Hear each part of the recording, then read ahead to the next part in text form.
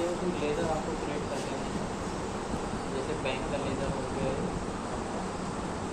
Khwaja timber है ना, यहाँ ख्वाजा टिम्बर हो गया, डेटा में इनका ये पैन नंबर जीएसटी नंबर हो गया, अपने की कॉन्टेक्ट का यहाँ पर भी इनका पैन नंबर और जीएसटी नंबर हो जाएगा। Output CGST। ओके, इसमें एक चीज़ और है, इसके वजह से पहले नेचर ऑफ करने नेचर ऑफ गुड्स बनेगा आपका, जैसे कि स्क्रैप है ना, तो स्क्रैप पे कितना था 1% था, 1% आप डाल दो, लिमिट कोई नहीं है, इसकी लिमिट छोड़ दी। इस तरह से टिम्बर है, तो टिम्बर पे भी क्या था आपका 5% था, है ना, तो ये हम सेट कर देंगे इसकी लिमिट को। उसके बाद लेज़र बनाने हैं, तो लेज़र में आपको ये output CGST duties and taxes central tax, और यहाँ पर इस GST पर भी TCS कलेक्ट किया जाएगा, है ना, जो GST की वैल्यू होगी, क्योंकि इनवॉइस वैल्यू पर TCS कलेक्ट किया जाएगा। तो यहाँ पर एनी कर देंगे आप, एनी में हम ये कोई भी सेलेक्ट कर लेंगे जिस पर हम, जैसे स्क्रैप है, टिम्बर है, जो भी है, तो वो उस टाइम सेलेक्ट कर लिया जाएगा एंट्री के टाइम।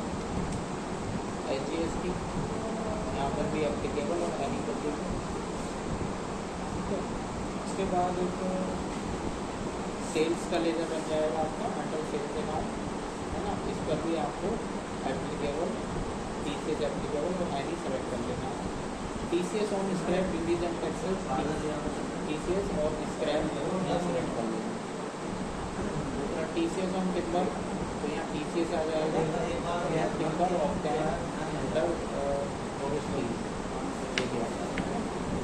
तो ये आप इसको TCS जो है इस तरह से सेट कर देंगे। अब इसमें आइटम आपको स्टॉक आइटम यहाँ पर जो है क्रिएट करना है, स्टॉक आइटम।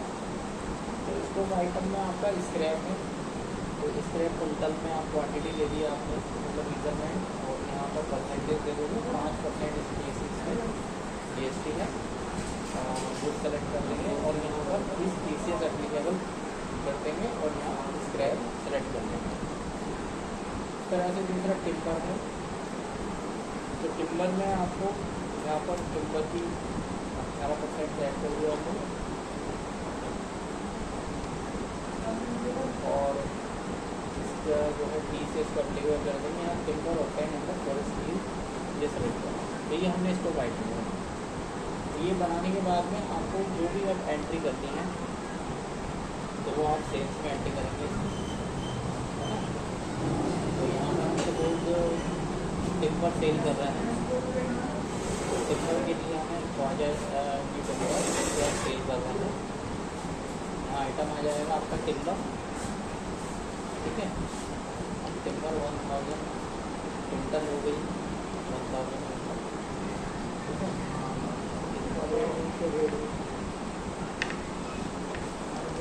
100 रुपये का रेट हमने लगा दिया, ठीक है। 1 लाख की वैल्यू होगी यहाँ पर सेल्स, और यहाँ पर आपसे पता चलेगा TCS, तो टिम्बर वाला सेलेक्ट कर लोगे आप, TCS से पता चलेगा तो कौन सा सेलेक्ट करना है, टिम्बर सेलेक्ट कर लेंगे, है ना। अगर ये ऑप्शन नहीं आएगा आपका, तो यहाँ F12 से आप प्रेस करके उसे कर लेंगे, तो यहाँ पे आ जाएगा,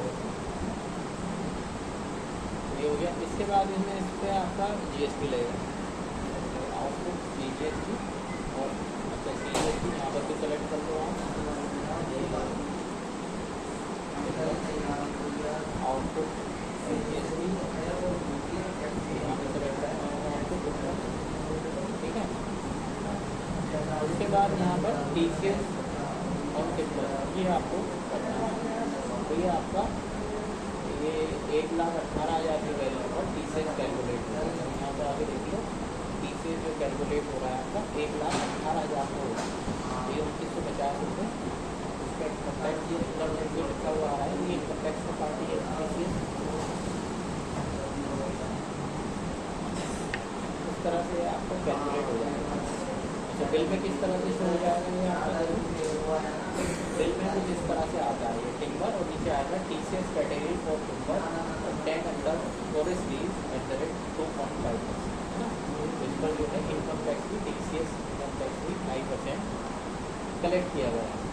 तो टोटल वैल्यू वैसे आपकी 1,18,000 हो गई और प्लस इसको जो है TCS और हो गया तो 1,20,950 हो गया, है ना।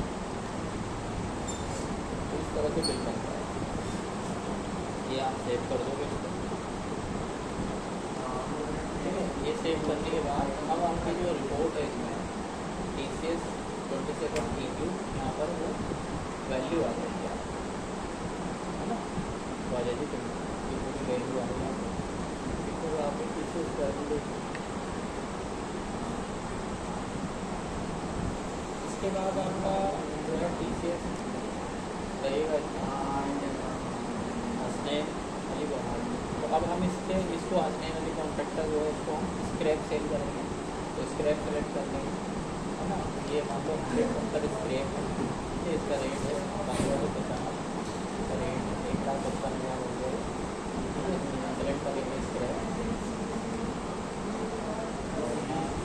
और CGS भी आ जाएगा आपका, स्क्रैप आ जाएगा और और यहाँ भी स्क्रैप आ जाएगा, ठीक है। तो यहाँ आ जाएगा आपका TCS और स्क्रैप, तो स्क्रैप यहाँ पर स्क्रैप करके फिर कलेक्ट हो जाएगा, तो इस तरह से। तो यहाँ पर आ जाएगा TCS category for scrap at the rate 1%, तो ये TCS इन्होंने कलेक्ट कर दिए 1%, स्क्रैप का 1%, तो वो यहाँ पर शो होगा, ठीक है। तो ये आपकी जो एंट्री आप यहाँ दे सकते हैं,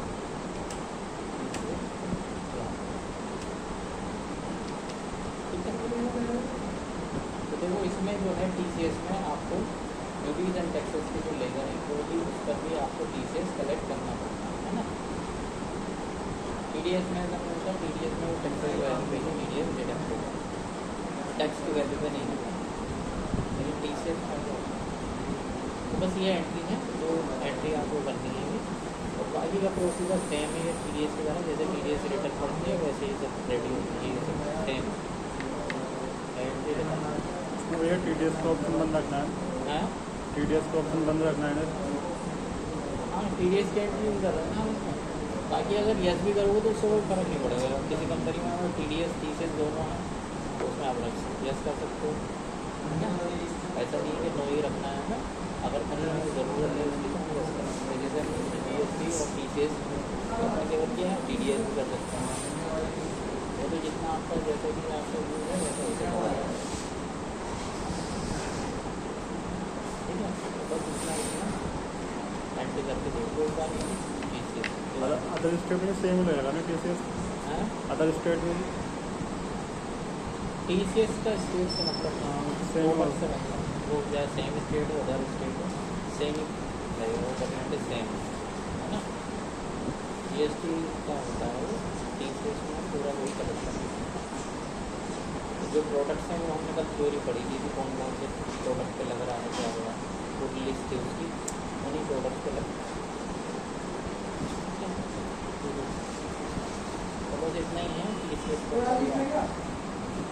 और उसके बाद हम इनकम टैक्स करेंगे, अभी हमसे कर लो आप, इनकम टैक्स हो जाएगा